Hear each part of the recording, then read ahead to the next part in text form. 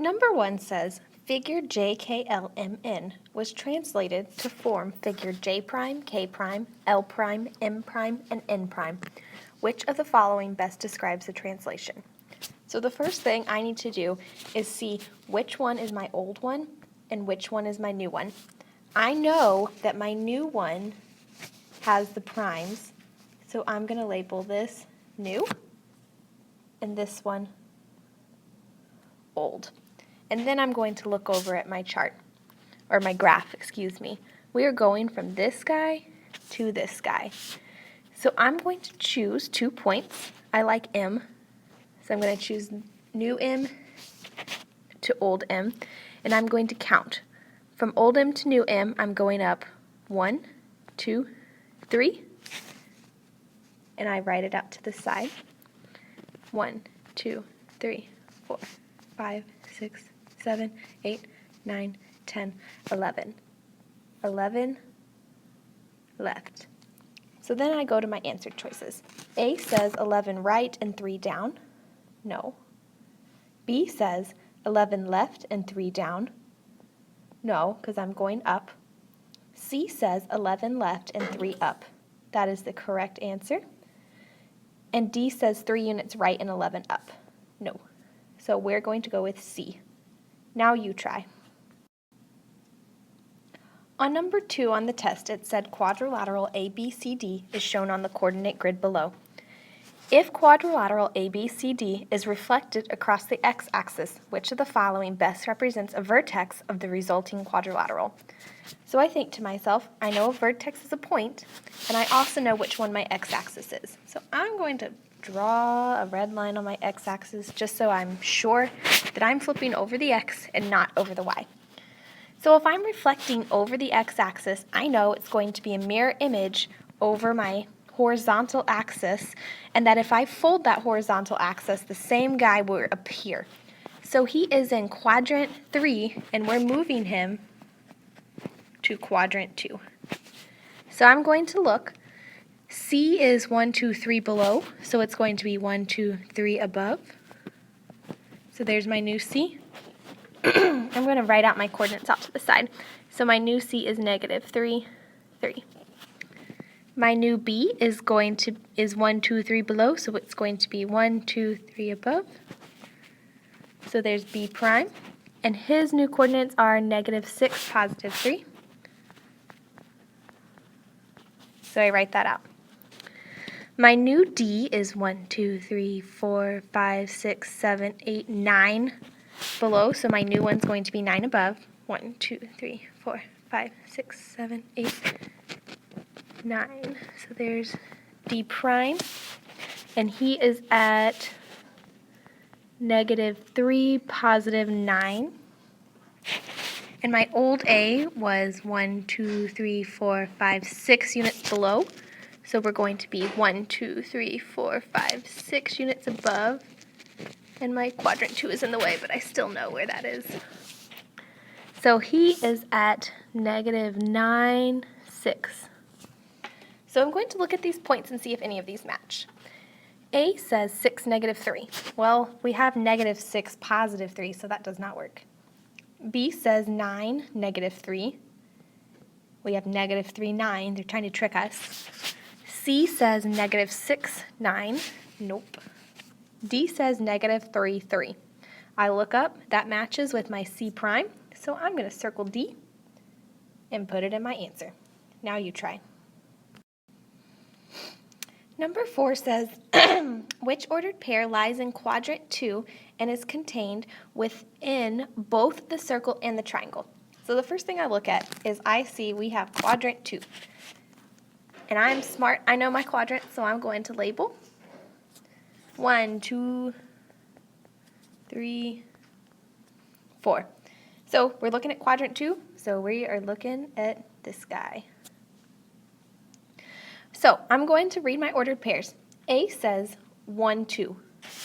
So I go up to 1, 2. All right, well that's in quadrant 1, not quadrant 2. Even though it does meet our criteria of circle and triangle, we're not in quadrant 2. B says negative 2, positive 3, So that I know that's my x and that's my y, so I plot it right there, put a little b. And that is in both, but I need to go through my answers just in case. C says -1, +5, so I see -1 is my x. Ooh. +5, 1, 2, 3, 4, 5, that is my y. That's my C. And he is in the circle, but not in the triangle. And I need both. D says -5, 1, 2, 3, 4, 5, -2, 1, 2. He is not only not in my circle and triangle, he is in quadrant 3. So no. I'm going to go with B. Now you try. Make sure you remember to label your quadrants. On number 7, this was another very commonly missed one. It says the vertices of a triangle are -1, 5, -2, 1, -4, 2. Which grid represents the result of reflecting the triangle across the y-axis? All right, so there's two ways you can approach this. Way number 1, we know that if we're reflecting across the y-axis, our y is staying the same and our x is changing. So we can just go make new points. So that would be 1, 5, 2, we have an inverse x and the same y, 2, 1, and 4, 2. So I would know that my new, that does not look like a 2. I would know that my new triangle would have to meet these points. Way number 2. I can graph my old points and then physically reflect it across the y-axis. Let's work with both and we'll see if they match up. So my old points would be -1, 5, -2, +1, -4, +2. So that's my old triangle. Looks kind of funky. And I'm reflecting it across the y-axis. So that means everything is moving this way. So my new guy is 1 away, so he'll be right here. Let's check. Does that match 1, 5? We're good to go. This one was 2 away, so we're going to put him right here. That is 2, 1, just like this one was. Good to go. And this guy is 4 away, so he's going to be 4 on this side. And that is 4, 2, just like this one that I made. So I know my new triangle, I'll color him green, is right here. Which one of these pictures shows him? Well, A, we're reflecting across the x-axis, so it's not A. B, that was a translation, not a reflection, so it can't be B. C looks pretty much like my new triangle that I made, and it has all the same points. I'm going to put a maybe by it. D, that was a reflection over the origin, so can't be D. I'm going to circle C and go with that. Alrighty guys, your last most commonly missed one was number 9. And number 9 says, which situation does not match the equation below? Alright, so before I even get started, I'm going to underline this not. So I know there's going to be 3 yes and 1 no. And I want that 1 no. So I look at this guy. My equation says 0.1g equals 2.3. So I'm trying to match that. A says Marcus is putting dimes in a parking meter. Each dime provides an hour of parking. If Marcus has paid a total of $2.30, what is G, the total number of hours he can leave his car in the parking lot? All right, I look at this and I see dimes. I know that dimes are worth 10 cents, and 10 cents is 1/10 of a dollar, and I can write that as 0.1. So we have 0.1 times the number of dimes, 0.1 is my amount of my dime, times the number of hours has to equal a total of $2.30. All right, so does that match my equation? Yeah, so I cannot have A. B says The manager at a grocery store has agreed to donate to charity 1/10 of the store's revenue last month. Before I even go any further, I know 1/10 is the same as 0.1 in decimal form, so I'm just going to write that there before I forget. If the store has donated $2.3 million to charity, what is G, the store's total revenue last month in millions? So I see that this is in millions and this is in millions, so I can use my 2.3. So if it's donating 1/10, I know that of and G is the store's revenue. Of means to multiply.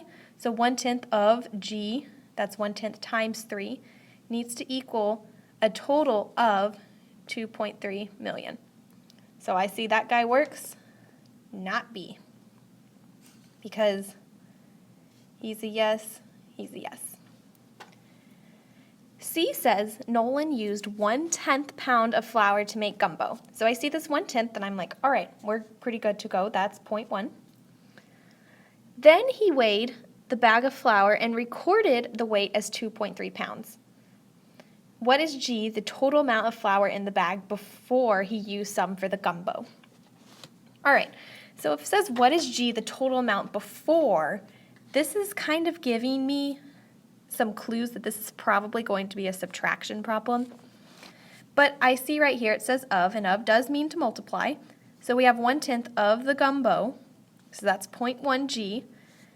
And then my total weight was 2.3 pounds. So I'm thinking, oh, this is kind of matching. But then it says, what is G, the total amount before?